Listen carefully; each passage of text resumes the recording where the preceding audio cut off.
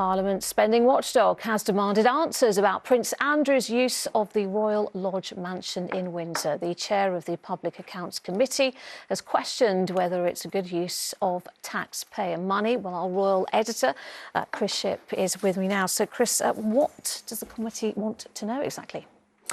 Well, look, let's start off with a matter of point of principle. The royal family don't really like it. They're not very comfortable when they're the subject of questions by MPs, either on the floor of the House of Commons or, in this case, questions from a parliamentary committee. And if they are, something's essentially gone wrong.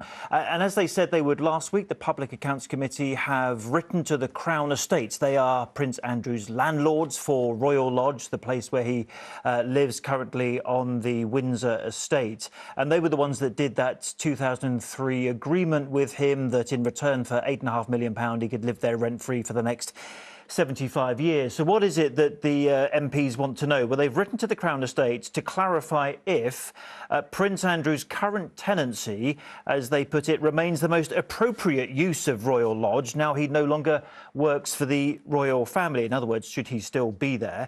They also asked if there are any reduced or foregone income for the taxpayer from Andrew's lease agreement with Royal Lodge. In other words, if he paid more, the taxpayer would get more back.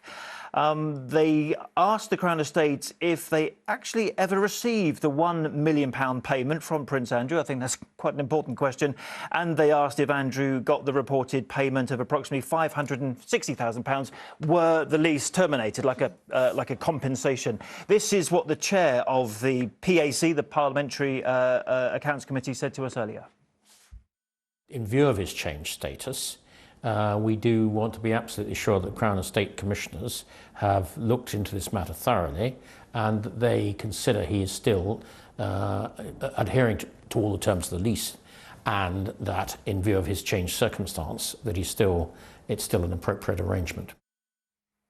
So a whole list of questions there for the Crown Estate to respond to. The King today was incidentally out and about, and unlike the other day when someone threw some questions at him, a member of the campaign group Republic, there were none of those today. The King was in West London and managed to visit and leave without getting any heckling. All right, Chris, thank you.